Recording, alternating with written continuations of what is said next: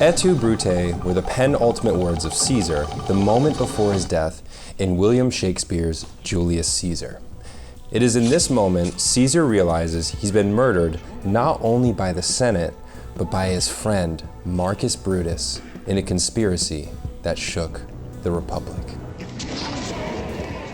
Like the story of Julius Caesar, this is a story of betrayal, of jealousy, of power, of sweet, delicious analog kicks and snaps, and ultimately, it will end with murder. But before we get there, let's go back in time to a place so much simpler than now, back to October 2016, when I was finishing up my master's degree and hadn't yet begun to feel the crippling financial weight of student loan repayments. It was around this time when a French company by the name of Arturia had published a press release introducing its first 100% pure analog drum machine, the Drumbrute. Taking their inspiration from the quote, savage DNA of the Micro Brute, Mini Brute, and Matrix Brute, they created a beat-making powerhouse with 17 fully analog drum and percussion instruments. 2 kicks, snare, clap, hats, toms, conga, maracas, rim shot, clave, tambourine, zap, cymbal, and reverse cymbal.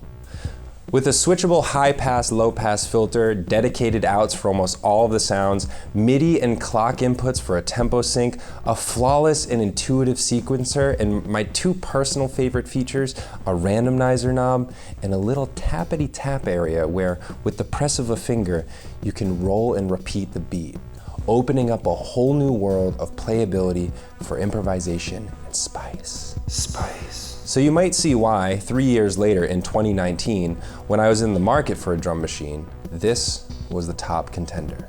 So I did some research, and after consulting the gods of Reddit, Sonic State, Bob Eats, Low Pop, and the grand and mighty Ricky Tenez, I realized that the Drumbrute was indeed going to be the new leader of my electronic music republic.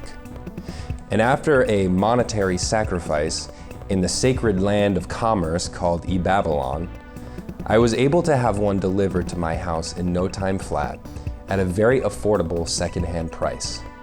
Soon I was making sick-ass, dope-ass grooves in my little dungeon studio with a new rhythmic leader.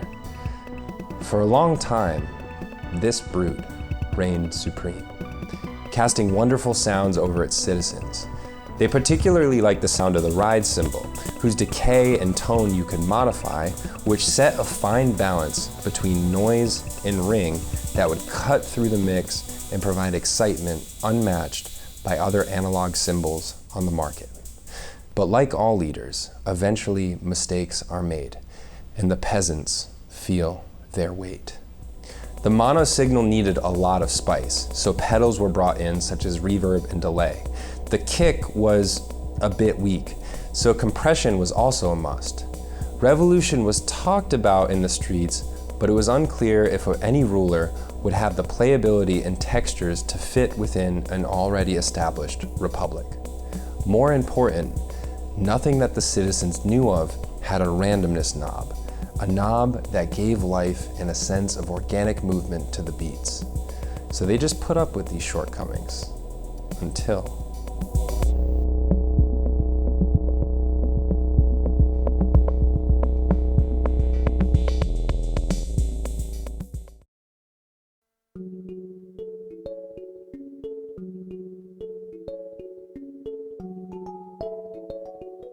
I used to live in my dad's plumbing shop. My bed was here and my studio was there. For a long time, I was happy living on my own, squatting amongst my dad's pipes and toilets. But one day, my dad comes along and says, "Hey Travis, I'm moving in. Also, we're gonna share the same bathroom." Now, I love my dad, but living with him is another story, and I'm sure he would say the same thing about me. Apartment searching began, and very, very long story short, I now live here in this really big, amazing open space. And when I moved in, I decided I wanted to have 2 different setups. One of them being my original setup with my mini Logue and drum machines, and the other being a more minimalist setup with just a fully polyphonic keyboard. Meaning I wanted to stretch out my fingers, play more complex chords, and craft some jazzier sounds. But after playing around with the full-size keyboard a bit, I felt lost without rhythm. I could have just carried my Drumbrute back and forth between the two setups, but I'm lazy, and my Bitcoin had just made me $6, so I thought, what the heck, why not buy another drum machine? I wanted one that was similar to the Brute in playability, but something different. Something that would make an impact on my playing. Make my music impactful. You see where I'm going here? Enter the Drumbrute Impact, or as he will soon become known, Brutus.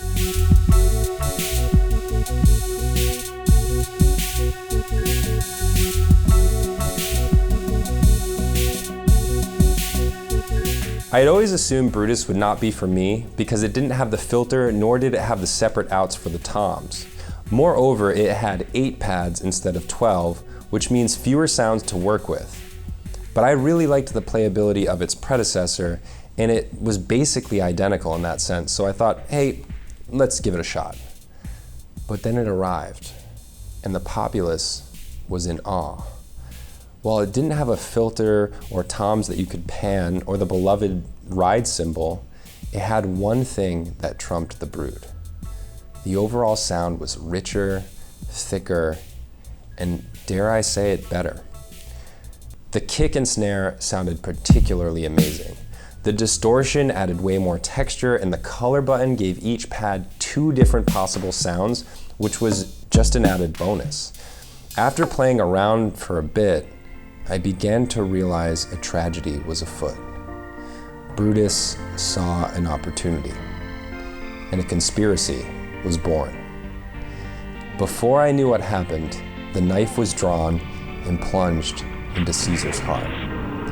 Et tu, Brute, the OG Drumbrute said, and with his last breath, then fall, Caesar. For now, the revolution is over and the citizens are pacified. But who knows when the next uprising will be.